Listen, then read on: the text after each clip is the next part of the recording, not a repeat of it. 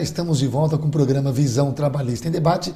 Eu lembro a você, telespectador, que você é o nosso convidado especial. Acesse o nosso e-mail, então participe, mandando suas perguntas ao nosso programa. visãodebate@ig.com.br. O tema do programa de hoje é sobre engajamento político da mulher na história do nosso país. Nossos convidados é Rose Nogueira e a senhora Hilda Martins da Silva. Dona Hilda, eu queria que a senhora explanasse um pouco mais da história do seu marido. Sabemos aqui há pouco no estúdio que ele era caçador de orquídeas na Serra do Mar e também criava passarinhos. Mas conta um pouco mais da história importante que foi esse homem para a história do país, a história política do país, Virgílio Gomes da Silva. O Virgílio gostava muito de plantas, né? E de passarinhos. Então ele, quando ele tinha folga, ele ia no mato, nas matas selvagem mesmo, ele ia caçar as plantas. E ele ia caçar elas nos lugares mais perigosos, porque nos lugares mais perigosos é que as orquídeas ficam, porque ninguém pega elas. Ele ia, pegava elas com todo carinho, trazia para casa, plantava, tinha um viveiro muito grande de orquídeas, e ele adorava muito orquídeas. E dentro dele já estava o grande desafio. Falando da política, ele no movimento, como era Virgílio? O Virgílio começou o movimento dele com 18 anos. Ele veio do Nordeste para cá, porque o Nordeste era muito pobre, muita miséria, que eles passaram muita miséria lá. Então ele veio para São Paulo, procurando melhores para a família. Com 18 anos ele chegou aqui, começou a trabalhar, viu o Partido Comunista, assim, entregou ao Partido Comunista, ficou militante. E aí começou a luta dele. Ele trabalhava... Uma vez trabalhava onde parecesse, né, o trabalho dele, porque ele trabalhou em vários lugares. Aí o último trabalho dele foi no sindicato. Entrou no sindicato com a luta ajudar os trabalhadores pobres, né? E aí foi onde eu conheci ele, no sindicato. E a gente casou, tivemos nossos filhos.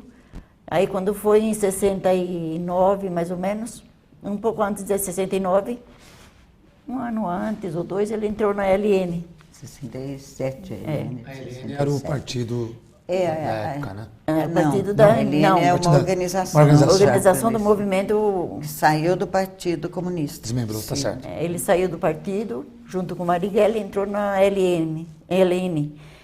E aí ele começou a lutar para ver se derrubava a ditadura, né? O que ele queria era isso, derrubar a ditadura e ser um país democrático para todo mundo.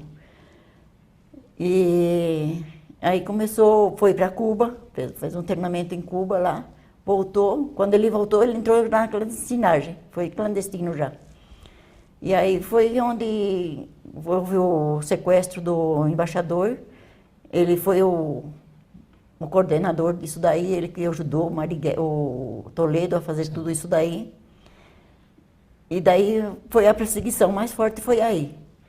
Que ele entrou já procurado mesmo.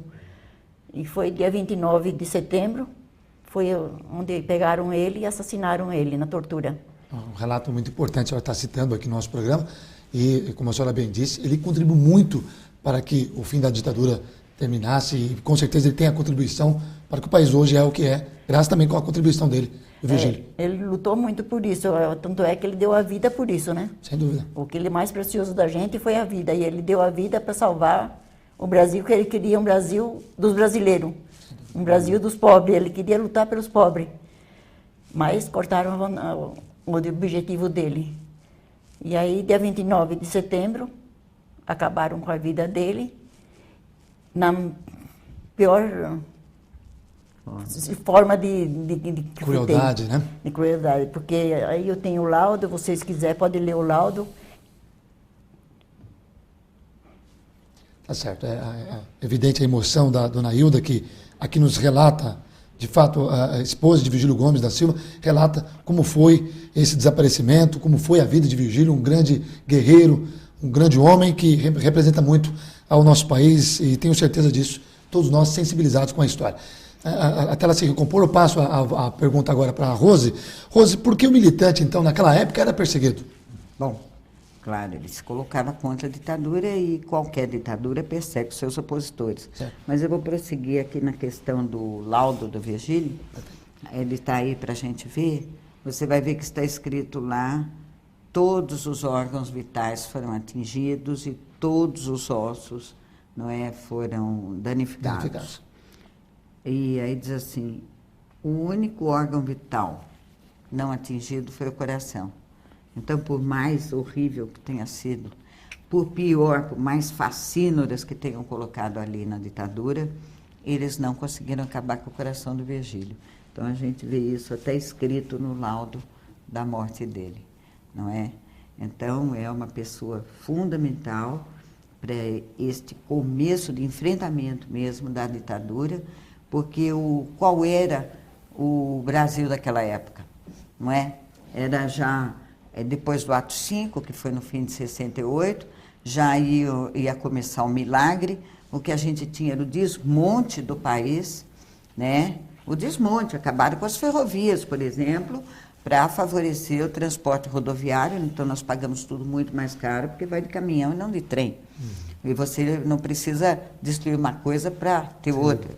Vamos lembrar, quer ver, num projeto criminoso da ditadura, chamado Projeto Jari, daquele americano, daquele Ludwig, lá no hoje Tocantins, não é? Que poluía os rios e era estimulado pela ditadura, tinha todo o poder da ditadura para desmatar, não é? E fabricar papel e soltar mercúrio no rio e matar peixe, aquela coisa horrível. Hoje, um rapazinho, uma mocinha que gosta de meio ambiente já não suportaria, entende? E veja, isso está escondido e naquela época estava nos jornais, né? Uma das pessoas que mais perseguiu o pessoal do Araguaia, entende? Que tem 67 desaparecidos até hoje, o Major Curió ganhou lá a administração da mina de ouro de Serra Pelada, e tem uma cidade com o nome dele. O Médici, o ditador, inaugurou o maior desmatamento da história, ou pelo menos do Brasil, que foi a Transamazônica, onde os empresários tinham fazenda de gado, por exemplo, fábricas de automóveis tinham fazendas de gado lá. Não sei o que uma fábrica de automóvel tem a ver com gado, mas eles desmatavam oficialmente com, como é que chama, com ainda incentivo da ditadura, não é? E levaram para lá os paranaenses, gaúchos e japoneses, que na cabeça deles eram os competentes da nação. Então, quer dizer, o desmatamento da Amazônia é obra da ditadura. Começou ali o grande desmatamento, porque existia assim, né? Importante relato. E o projeto Jari, as ferrovias e várias outras coisas, a baixa da qualidade do ensino, a retirada das ciências humanas dos cursos fundamentais, né, e médio, então a ditadura fez a gente voltar para trás tempo demais, e nós vamos ter que caminhar muito para não perder nenhum bonde da história, e não estamos perdendo aqui, ó. Como disse, Brasil é o 7º PIB do mundo. Quer dizer, nós não chegamos aí sem o nosso talento, o nosso trabalho. Como diz o próprio nome da ONG, Tortura Nunca Mais, né? É. Estamos chegando no fim do segundo bloco. Nossos convidados Rose Nogueira e Hilda Martins da Silva voltam para falar um pouco mais desse tema, engajamento político da mulher na história do país. Nós vamos para um breve intervalo e já voltamos. Fiquem conosco, não saiam daí.